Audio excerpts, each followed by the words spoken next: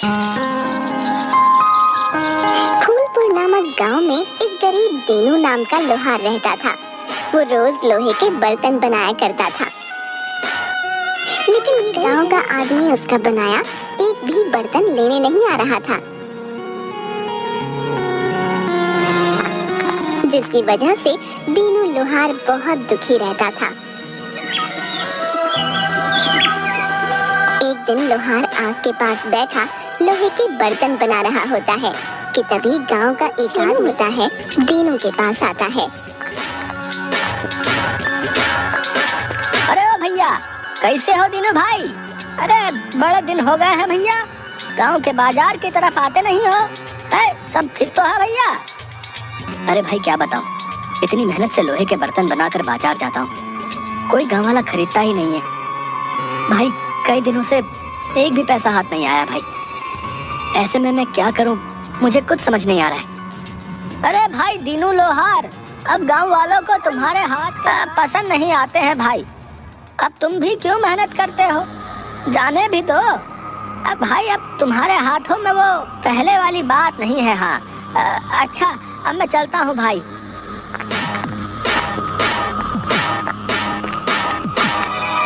दीनू ये सुनकर बहुत दुखी हो जाता है कि तभी वहाँ दीनू की पत्नी आती है। अजी सुनिए ना, आखिर आप लोहे के बर्तन बनाने का काम छोड़ क्यों नहीं देते? कोई मुनाफा तो होता है नहीं, गांव वाले भी आपके बनाए बर्तन नहीं खरीदते। अब आप ही बताओ ना, ऐसे में हम खाएंगे क्या? नहीं नहीं नहीं, मैं कुछ नहीं जानती, अब आप भी जाओ और कुछ नया काम देखो। हाँ लेकिन भाग्यवान, मुझे तो सिर्फ ये लोहे के बर्तन ही बनाने आते हैं। ऐसे में मुझे भला कोई और काम कैसे मिलेगा? लेकिन अगर तुम कहती हो तो मैं जाकर देखता हूँ, शायद कोई गांव वाला मुझे काम दे ही दे। जिसके बाद दीनू वहाँ से गांव की तरफ जाता है।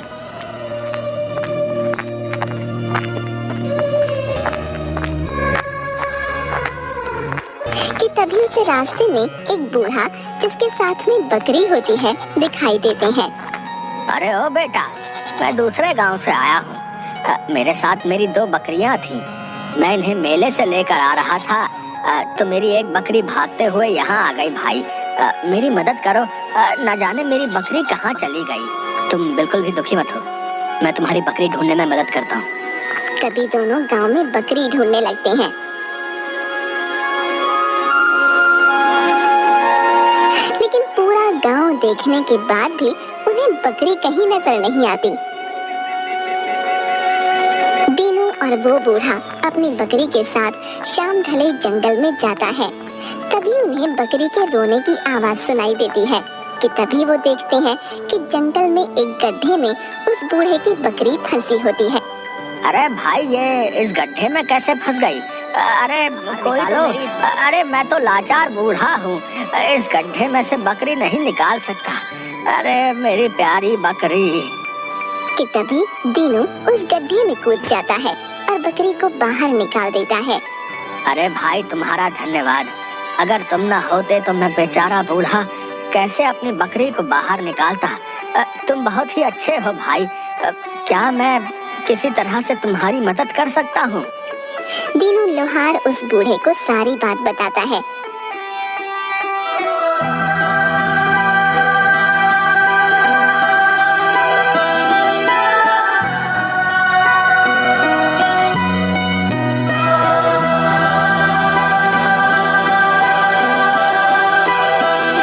अरे बेटा, तुम्हारी इस समस्या का मेरे पास एक उपाय है। तभी वो बूढ़ा एक चिमटा अपनी झोली में से निकालकर लोहार को देता है। बेटा, ये कोई मामूली चिमटा नहीं है बेटा, बल्कि एक जादुई चिमटा है। इस चिमटे से तुम जो भी मांगोगे वही तुम्हें मिलेगा। हाँ है? क्या सच में बाबा ये एक जादुई चिमटा है? मैं जो मांगूंगा वो मुझे मिल जाएगा? हाँ बेटा, लेकिन ये चिमटा चमत्कारी है जो अपना रूप कभी भी बदल सकता है। ये मायावी चिमटा है बेटा, इसलिए लालच में आकर कुछ ऐसा मत मांग लेना जिससे तुम्हारा सर्वनाश हो जाए। याद रखना, ये जादुई चिमटा गलत हाथों में जब जाएगा तो इसका उपयोग अपने लालच को पूरा करने के लिए वो करेगा।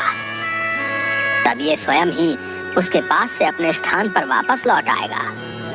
अच्छा बेटा, अब मैं चलता हूँ। हाँ। जिसके बाद वो बूढ़ा वहाँ से दीनू चिमटे को लेकर अपने घर जाता है। हे जादुई चिमटे, तुम तो मेरी दशा जानते ही हो। अपने जादू से कुछ ऐसा कर दो कि गांव वाले मेरे बनाए लोहे के बर्तन लेने आने लगे, ताकि मेरा जीवन अच्छे से व्यतीत होने लगे। अगली सुबह होती है और दीनू देखता है कि उसके घर के बाहर गांव वालों की एक लंबी लाइन लगी है। अच्छा देखिए ना, आज तो हमारे घर पर गांव वालों की बड़ी लाइन लगी है। हाँ, ये सब आपके बनाए लोहे के बर्तन लेने आए हैं। और हाँ देखिए देखिए कितनी लंबी लाइन लगी है। अरे दीनू भैया रहे हैं आपका भैया। तनिक मुझे एक लोहे की कढ़ाई दे दीजिए। अरे हाँ भाई हाँ, क्यों नहीं, अभी देता हूँ।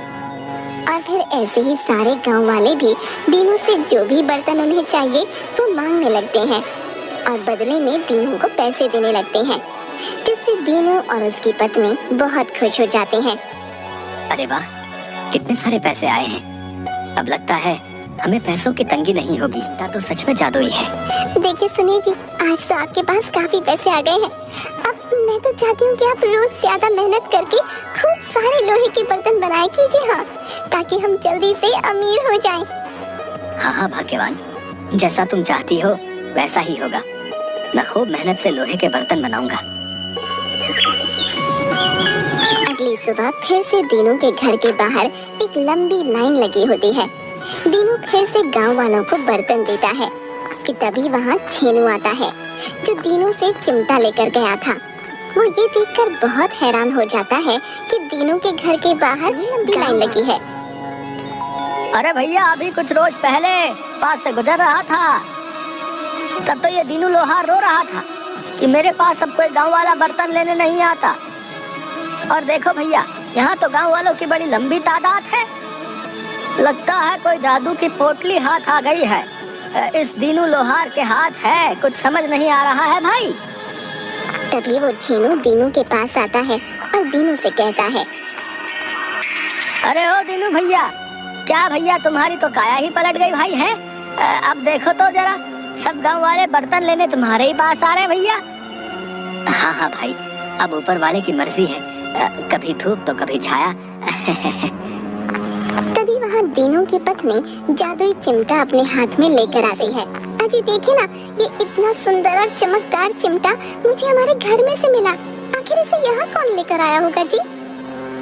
अरे अरे भाग्यवान, ये मेरा चिमटा है और आइंदा इस चिमटे को कभी हाथ मत लगाना, समझी? लाओ दो मुझे मेरा चिमटा। छेनू को दीनू की ये सब बातें काफी अजीब लगती हैं। अरे ये चिमटा देखने में इतना सुंदर और चमकदार लग रहा है, लगता है ये कोई मामूली चिमटा नहीं है। हाँ, जरूर इस चिमटे ने ही कुछ किया होगा, तभी ये दीनू अपनी पत्नी को भी इसे छूने नहीं देता है। अच्छा बच्चू, तो ये बात है। अब देख मैं कैसे मजा चखाता हूँ तुझे। हाँ।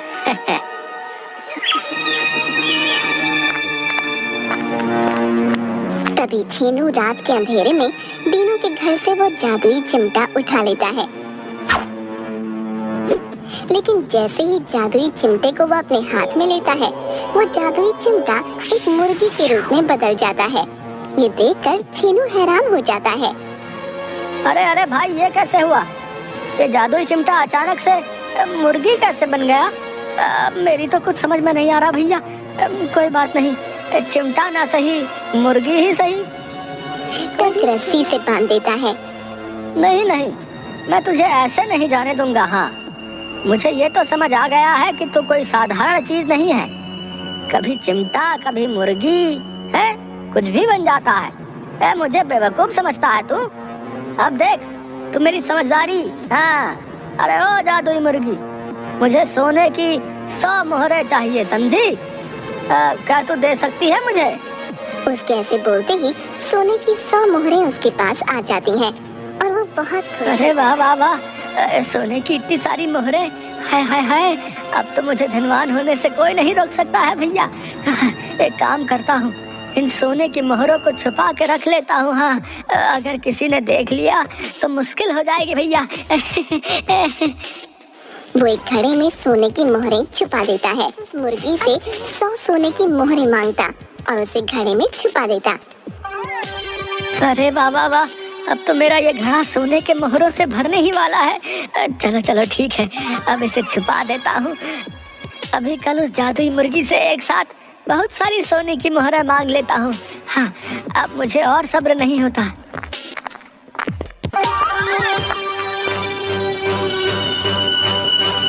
जादुई चिमटा किसी ने चुरा लिया। अब मैं क्या करूँ? जिसने भी चिमटा चुराया हो बस इसका गलत इस्तेमाल ना करें, नहीं तो कृपा करना ईश्वर। आप इतने परेशान क्यों हैं? क्या हुआ बताइए ना। अब तो हमारा काम भी अच्छा चल रहा है। भाग्यवान, काम तो ईश्वर की दया से सही है, लेकिन उस दिन जिस चिमटा